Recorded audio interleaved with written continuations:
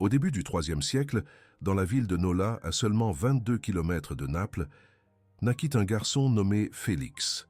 Le nom signifiait « heureux » en latin, et personne dans cette famille n'aurait pu imaginer à quel point ce nom serait prophétique. Son père, Hermias, était un centurion syrien retraité qui avait conquis fortune en servant dans les légions romaines. Maintenant, propriétaire de vastes terres en Campanie, il espérait que ses fils suivraient le même chemin de gloire et de richesse qu'il avait parcouru. Mais quelque chose d'extraordinaire était sur le point de se produire dans cette famille. Félix avait un frère cadet, également appelé Hermias en hommage au père. Quand vint le moment de choisir leur chemin, l'histoire de cette famille se divisa de manière dramatique. Le frère cadet fit exactement ce que le père attendait. Il entra dans l'armée romaine, suivit la carrière militaire, embrassa les honneurs impériaux et la sécurité que l'argent achetait. C'était le scénario parfait pour un fils de centurion dans l'Empire romain. Félix, le fils aîné et héritier principal, fit l'exact opposé. Alors que son frère marchait avec les légions, Félix se tourna vers une communauté persécutée, pauvre et considérée comme criminelle selon les normes romaines, les chrétiens. Ce ne fut pas un choix simple ou romantique. C'était le IIIe siècle et l'Empire était en crise profonde. 26 empereurs en 50 ans, instabilité de tous côtés. Dans ce contexte, la carrière militaire était le seul port sûr, le seul chemin garanti vers la prospérité. Félix rejeta tout cela.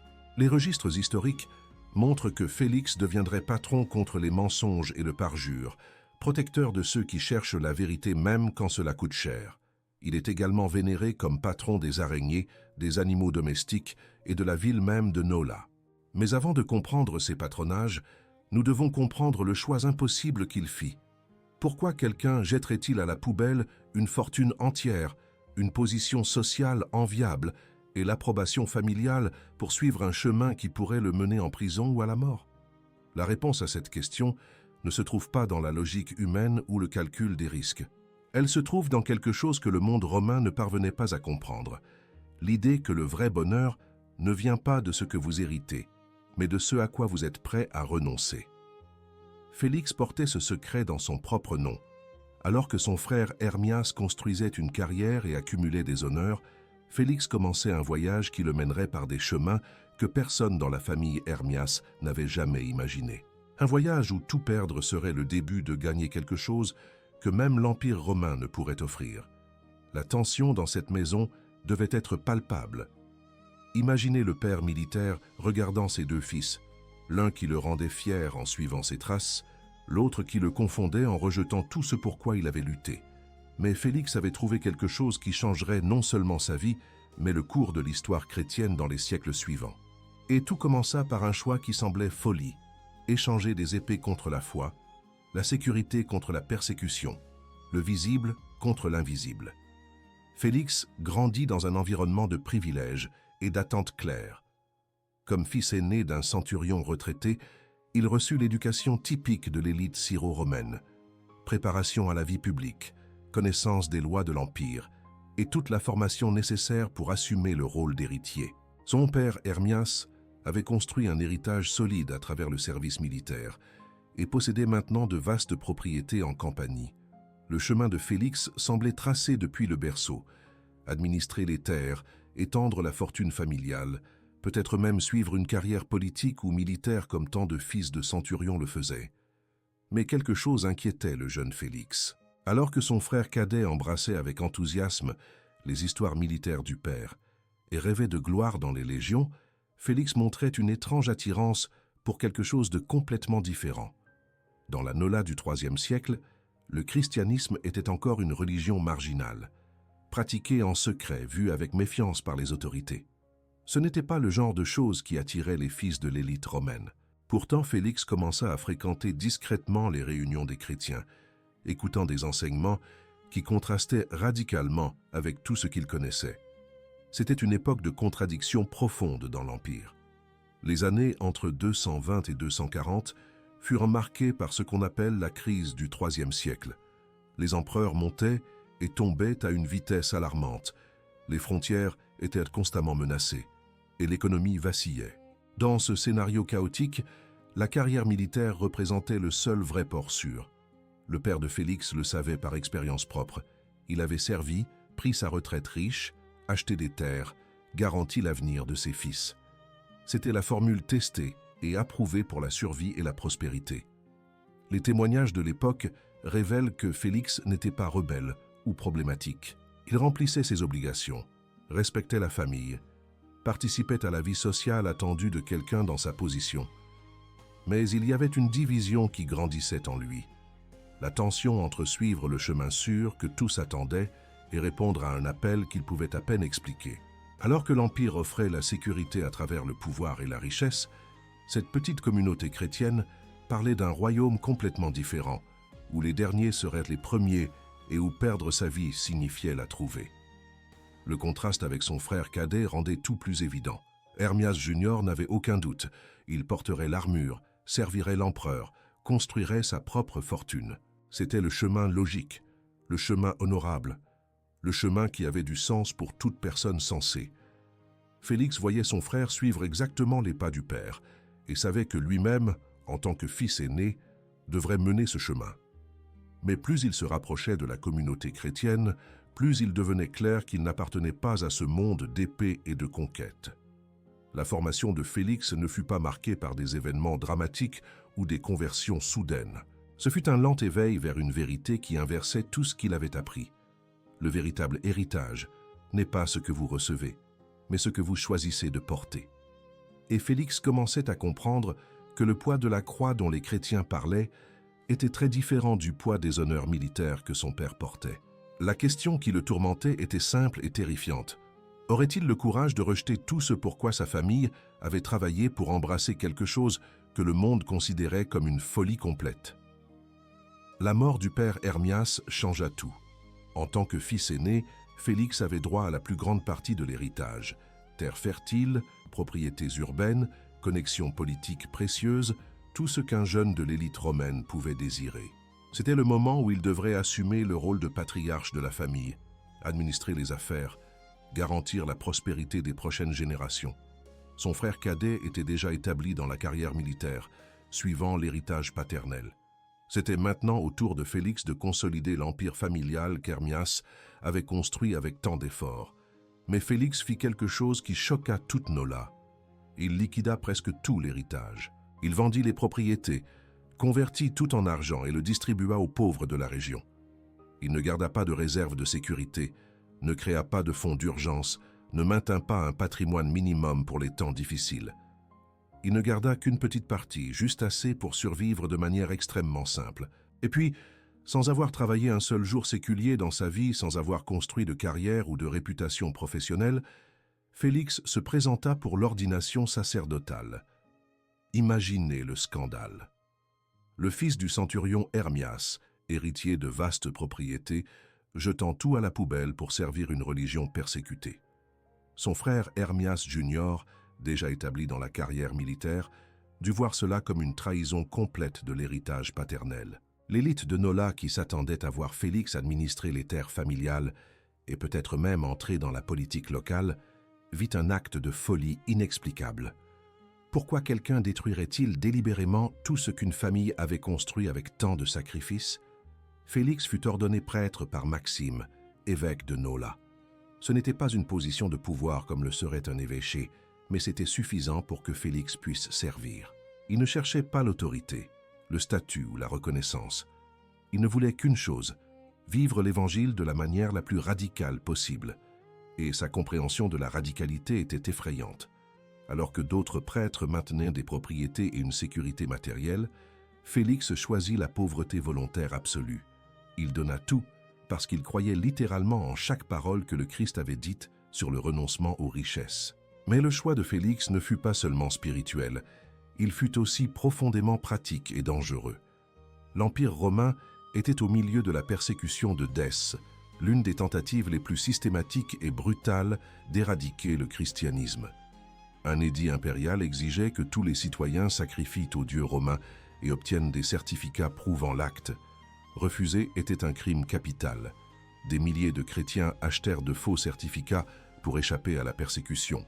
D'autres s'enfuirent vers l'intérieur, espérant que la tempête passerait.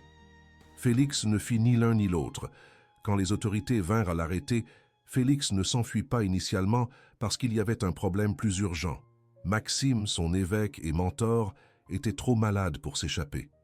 Pendant la persécution de Dès, les évêques étaient des cibles principales parce que démanteler le leadership était une stratégie efficace pour détruire des communautés entières. Félix connaissait le schéma.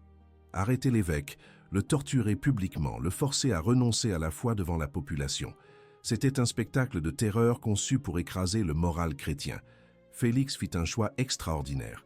Il mit Maxime sur son dos, littéralement, et le porta hors de la ville pendant la nuit. Un homme malade, probablement incapable de marcher seul, transporté pendant des kilomètres à travers un terrain accidenté. Ce ne fut pas une fuite romantique ou une aventure épique. Ce fut un épuisement brutal, un danger constant d'être découvert, chaque pas pouvant être le dernier. Félix cacha Maxime dans une propriété isolée hors de Nola et s'assura qu'il ait suffisamment de provisions pour survivre. Puis Félix revint. Cette partie est cruciale. Il n'avait pas besoin de revenir. Il aurait pu rester caché avec Maxime, attendre que la persécution passe, protéger sa propre vie. Mais Félix comprit quelque chose de profond sur l'Évangile.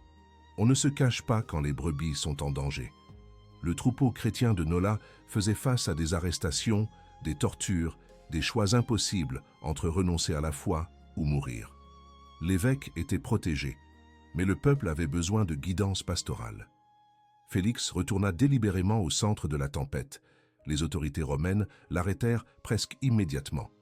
Et puis commença le vrai test de la foi de Félix. La torture à l'ère romaine n'était pas une punition. C'était une méthode d'extraction d'informations. Il voulait savoir où Maxime était caché. Il voulait les noms d'autres leaders chrétiens. Il voulait que Félix renonce publiquement et encourage d'autres à faire de même. L'intensité et la durée de la torture variaient selon la résistance du prisonnier, mais les registres historiques suggèrent que Félix endura des sessions prolongées sans céder. Pensez à ce que cela signifie pratiquement. Nous ne parlons pas de pression psychologique ou de menaces verbales. Nous parlons de douleurs physiques conçues pour briser la volonté humaine. Des fouets avec des pointes de métal déchirant la chair. Des articulations délibérément disloquées. Des positions de stress maintenues pendant des heures jusqu'à ce que les muscles commencent à se déchirer. L'objectif n'était pas de tuer rapidement, mais d'extraire des informations à travers une souffrance prolongée. Félix ne parla pas. Il ne livra pas Maxime. Il ne révéla aucun nom. Il ne renonça pas au Christ. Finalement, les autorités réalisèrent qu'elles ne pourraient pas briser Félix par la torture. Alors elles le jetèrent dans une cellule de prison, espérant probablement que la faim, la soif et des conditions inhumaines feraient ce que la douleur physique n'avait pas réussi à faire. Les prisons romaines de cette époque étaient essentiellement des trous dans le sol, sombres, fétides, infestés de maladies. Les prisonniers mouraient d'infections, de malnutrition, de déshydratation. C'était une mort lente, et les autorités savaient que les familles suppliaient souvent les prisonniers de céder juste pour mettre fin à la souffrance. Ce fut dans cette prison que se produisit l'un des miracles les plus étranges et spécifiques de l'histoire chrétienne. Et ici, nous devons comprendre quelque chose sur les miracles. Ils se produisent rarement de la manière dont nous nous y attendons. Nous voulons des anges avec des épées flamboyantes, des chaînes se brisant surnaturellement, des murs de prison s'effondrant. Mais Dieu, dans sa sagesse infinie et parfois déconcertante, envoya une araignée. La tradition raconte que Félix, affaibli par la torture et l'emprisonnement, pria demandant la libération. Et puis, pendant la nuit, une araignée commença à tisser une toile à l'entrée de sa cellule. C'était une toile ordinaire, du type que n'importe qui pourrait détruire d'un mouvement de main. Mais cette toile avait un but divin. Quand les gardes vinrent vérifier Félix le matin suivant, ils virent la toile intacte et supposèrent que personne n'était entré ou sorti de la cellule pendant la nuit. Ils ne vérifièrent pas à l'intérieur. Félix, percevant l'opportunité miraculeuse, s'échappa. Les critiques modernes peuvent voir cette histoire comme une légende ou une exagération. Mais les registres contemporains de Paulin de Nola, écrivant quelques siècles plus tard, traitent l'événement comme un fait historique. Et il y a une raison théologique profonde pour ce miracle spécifique. Dieu choisit la créature la plus fragile possible pour sauver son serviteur. Une araignée peut être écrasée d'un doigt. Elle n'a pas de pouvoir, pas de statut. rien que le monde considérerait comme utile. Et ce fut exactement cela que Dieu utilisa pour vaincre le pouvoir de Rome. Félix s'enfuit à nouveau, cette fois vers les montagnes autour de Nola. Il se cacha dans une propriété abandonnée, probablement l'une des nombreuses que la crise économique du IIIe siècle avait laissées désertes.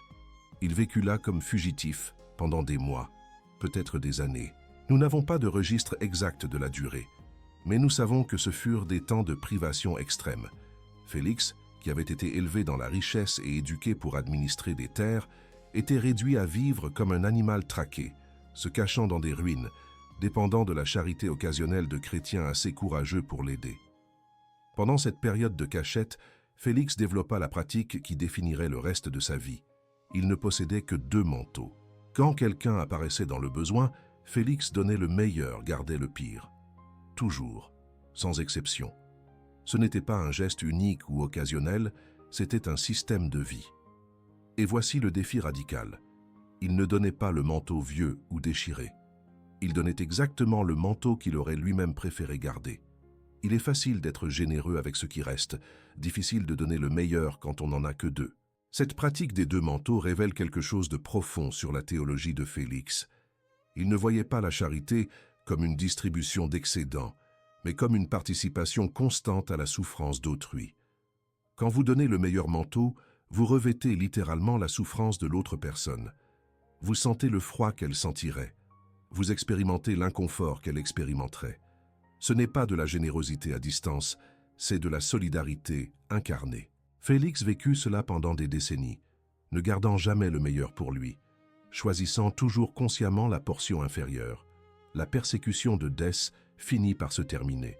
L'empereur mourut au combat en 251 et son successeur ne continua pas la politique systématique de persécution chrétienne.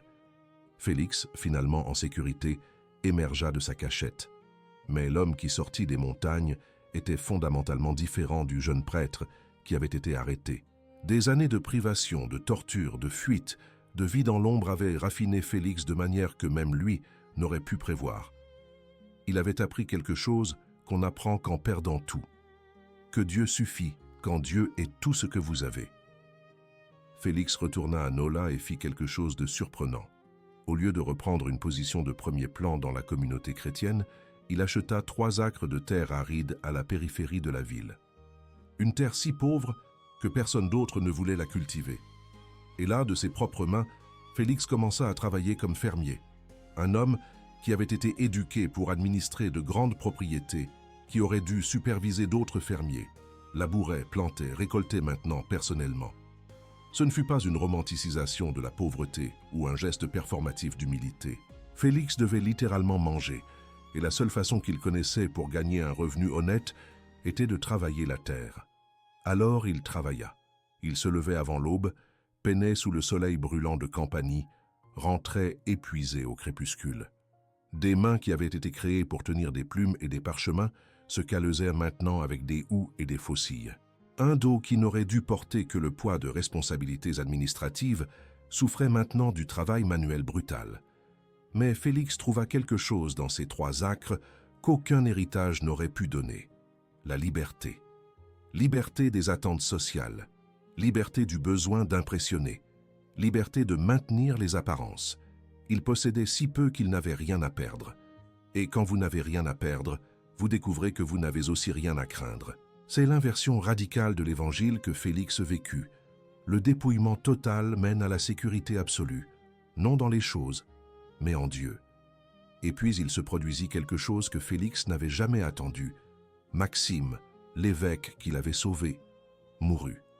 Le diocèse de Nola avait besoin d'un nouveau leader, et toute la communauté chrétienne, avec les prêtres restants, avait un choix unanime. Félix. C'était évident. Il avait démontré du courage sous la torture. Il avait tout risqué pour sauver l'évêque précédent. Il avait vécu des années comme fugitif plutôt que de renoncer à la foi. Il était clairement la personne la plus qualifiée spirituellement pour diriger l'église de Nola. Félix refusa. Et voici le détail que beaucoup d'historiens modernes oublient. Il ne refusa pas par modestie performative ou fausse humilité. Félix refusa pour une raison technique spécifique. Il avait été ordonné prêtre 7 jours après Quintus, un autre prêtre local. Et selon la pratique canonique de l'époque, la préséance d'ordination comptait. Techniquement, Quintus avait priorité. La plupart des gens auraient ignoré ce détail. 7 jours de différence, quand vous avez sauvé l'évêque précédent et survécu à la torture. Personne n'aurait remis en question Félix s'il avait accepté l'évêché. Mais Félix insista. Quintus devait être évêque, et ainsi fut-il. Félix continua comme prêtre, retourna à ses 3 acres, continua à travailler la terre de ses mains. Il ne montra pas d'amertume ou de ressentiment. Il ne murmura pas sur la reconnaissance refusée ou l'injustice procédurale. Il continua simplement à vivre, planté, guidé pastoralement quand appelé, donnant toujours le meilleur manteau. Pour Félix, refuser l'évêché fut aussi naturel que refuser l'héritage des décennies auparavant. Il ne cherchait pas des positions, il cherchait la fidélité. Les années suivantes furent marquées par une simplicité radicale. Félix resta dans sa petite ferme, vécut modestement de son propre travail, servit la communauté chrétienne de Nola quand nécessaire. Il n'accumula jamais rien au-delà du minimum pour survivre. Il continua la pratique des 2 manteaux jusqu'à la fin de sa vie. Et quand il mourut, le 14 janvier d'environ 260, il ne laissa pas de richesse, ne laissa pas de propriété impressionnante, ne laissa rien que le monde considère comme un héritage important. Ce que Félix laissa fut quelque chose d'infiniment plus précieux, un exemple de comment vivre l'Évangile sans compromis. Et ce fut justement cet exemple qui captura l'imagination des chrétiens dans les siècles suivants. Sa tombe à Nola devint un centre de pèlerinage. 5 basiliques furent reconstruites autour d'elle. Paulin de Nola, un sénateur romain qui se convertit et vendit tout pour servir Dieu, devint portier de l'une de ces basiliques. Il suivit exactement le modèle que Félix avait établi des décennies auparavant, rejeter le statut pour embrasser le service. Paulin écrivit 14 poèmes annuels sur Félix, célébrant sa vie à l'anniversaire de sa mort. Dans ses écrits, il développa l'un des premiers concepts théologiques de confesseur de la foi. Quelqu'un qui vit dans un état de martyr constant, prêt à mourir à tout moment, même si Dieu n'exige pas le sang. Ce fut à travers Félix que l'Église commença à comprendre que la disposition compte autant que l'exécution, que vivre prêt à tout perdre est aussi précieux que tout perdre, en fait. Le pape Damas fut guéri après un pèlerinage au tombeau. Augustin, Grégoire de Tours, Bède le Vénérable, tous écrivirent sur le prêtre fermier qui ne voulut jamais être évêque. Et l'héritage le plus puissant de Félix ne fut pas construit dans des palais épiscopaux, mais sur 3 acres de terre aride, cultivés avec des mains calleuses d'un homme qui comprenait que la vraie grandeur se mesure par ce que vous refusez, non par ce que vous conquérez. L'histoire de Félix nous enseigne quelque chose de profond sur comment Dieu opère dans le monde. Quand l'Empire romain envoya ses légions, sa bureaucratie de la mort, ses prisons conçues pour la torture, Dieu ne répondit pas avec des armées angéliques ou des manifestations de pouvoir écrasants. Il envoya une araignée, une créature qui peut être écrasée d'un doigt, qui vit en marge de la visibilité humaine, que le monde considère comme insignifiante. Et cette araignée fit ce que toutes les légions de Rome ne purent empêcher.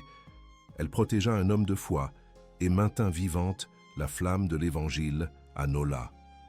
Ce choix divin ne fut pas accidentel. Il révèle un modèle qui traverse toute l'Écriture et l'histoire de l'Église. Dieu préfère utiliser le fragile pour confondre le fort, le mépriser pour faire honte aux puissants, l'improbable pour réaliser l'impossible. Félix comprit cette logique inversée mieux que la plupart. C'est pourquoi il refusa l'héritage quand il aurait pu assurer la richesse. C'est pourquoi il refusa l'évêché quand il aurait pu embrasser le pouvoir. C'est pourquoi il donna toujours le meilleur manteau quand il aurait pu le garder pour lui. Il vivait dans l'exact opposé de ce que le monde considère comme sagesse. Et ce fut justement cette faiblesse choisie qui le rendit si puissant. Pensez à ceci. Félix est patron contre les mensonges et le parjure. Pourquoi? Parce que pendant que le monde romain entier mentait, achetant de faux certificats de sacrifice pour échapper à la persécution, Félix refusa de mentir, même quand cela signifiait prison et souffrance extrême. Il paya le prix absolu pour la vérité absolue. Il n'y a pas de demi-mesure dans la vie de Félix, pas de compromis stratégique, pas de jusqu'à un certain point. C'est tout ou rien, ça l'a toujours été. Paulin de Nola, écrivant des siècles plus tard, utilisa Félix pour définir un concept révolutionnaire, le confesseur de la foi. Ce n'est pas seulement celui qui verse son sang en martyr public, mais celui qui vit dans un état permanent de disposition à tout perdre. Félix ne mourut pas exécuté, mais il vécut chaque jour comme si l'exécution pouvait arriver. Sa vie entière fut un martyr intérieur, une mort quotidienne au monde et à ses séductions. Dieu accepta cette disposition comme suffisante, car ce qui compte n'est pas seulement comment vous mourrez, mais comment vous vivez prêt à mourir. La leçon pratique pour nous est inconfortable. Nous vivons dans une société obsédée par l'autopromotion, l'accumulation, la sécurité garantie, les plans de contingence. Félix représente l'opposé de cela. Il nous défie de demander « Et si le vrai bonheur venait du dépouillement, non de l'accumulation? Et si la vraie force résidait dans le refus du pouvoir, non dans sa conquête? Et si Dieu voulait utiliser justement notre fragilité, non notre capacité impressionnante ?» Ce sont des questions qui n'ont pas de réponse facile, parce qu'elles exigent une transformation radicale des valeurs. Le test des 2 manteaux que Félix pratiqua toute sa vie n'est pas une belle métaphore. C'est un défi concret. La prochaine fois que vous avez 2 versions de quelque chose, 2 téléphones portables, 2 paires de chaussures, 2 options de vêtements, essayez de donner le meilleur, pas ce qui reste. Sentez ce qui se passe en vous quand vous devez choisir de garder le pire. Cette résistance interne révèle à quel point nous sommes encore piégés dans la logique du monde, dans le besoin de garantir le meilleur pour nous-mêmes. Félix nous montre que la vraie liberté commence exactement quand vous parvenez à lâcher ce que le monde dit, que vous devriez tenir de toutes vos forces. Félix naquit héritier de fortune et mourut fermier pauvre. Entre ces 2 points, il vécut l'une des histoires les plus radicales de renoncement et de générosité que l'Église ait jamais témoignée. Il refusa l'héritage quand il aurait pu garantir la sécurité. Il survécut à la torture quand il aurait pu fuir. Il refusa l'évêché quand tous le voulaient comme leader. Il donna toujours le meilleur manteau quand il aurait pu le garder pour lui. Et il mourut le 14 janvier, environ en l'an 260, en paix simple dans une petite ferme de 3 acres, laissant un héritage qui inspirerait des saints pendant des siècles. Sa tombe devint le centre de 5 basiliques à Nola. Pauline de Nola, un sénateur romain converti, servit comme portier de l'une d'elles. Le pape Damas chercha guérison en pèlerinage à sa tombe.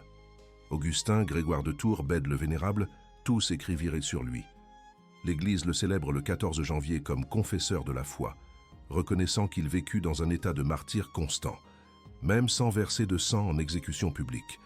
Mais l'héritage de Félix n'est pas seulement dans les livres d'histoire, il est dans les questions impossibles qu'il a laissées pour chacun de nous.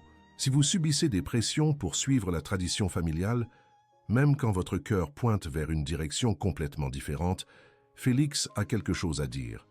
Il choisit le Christ sur la dynastie militaire du père et découvrit qu'honorer les parents ne signifie pas les imiter aveuglément. Cela signifie avoir le courage de suivre l'appel que Dieu a placé spécifiquement en vous, même quand cela déçoit les attentes familiales. La tension est réelle, la douleur est légitime, mais la paix qui vient de l'obéissance à l'appel divin surpasse toute approbation humaine. Si vous sentez que vous méritez une promotion, une reconnaissance, une position de leadership que tous s'accordent à dire devrait être la vôtre, rappelez-vous que Félix refusa l'évêché pour 7 jours de différences techniques que lui seul considérait importants. La vraie humilité ne se mesure pas en gestes publics grandioses, mais en détails microscopiques que personne d'autre que Dieu ne voit. Il est facile d'être humble quand tout le monde regarde. Le vrai test vient quand vous pourriez prendre quelque chose qui vous appartient légitimement, et personne ne vous jugerait pour cela, mais vous choisissez de ne pas le prendre pour des raisons qui n'ont de sens que dans le royaume invisible. Si vous vivez en mode survie, accumulant la sécurité parce que le monde enseigne que vous n'en avez jamais assez, Félix vécut l'exact opposé. Il choisit la pauvreté volontaire, une générosité insensée, le refus de toute garantie matérielle dans une époque 1000 fois plus instable que la nôtre. La disposition quotidienne à tout perdre est le martyre moderne que peu sont prêts à embrasser. Et si Dieu attendait justement votre fragilité choisie pour manifester sa puissance?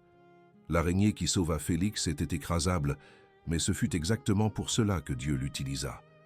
Votre vulnérabilité peut être le canal parfait pour des miracles, que la force ne produirait jamais. Vivez le paradoxe de Félix. Soyez heureux, comme son nom le promettait, à travers le dépouillement, comme sa vie l'a prouvé.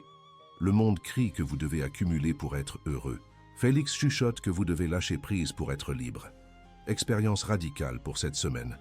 Identifiez une chose que vous avez en double, n'importe quoi. Donnez la meilleure version à quelqu'un qui en a plus besoin.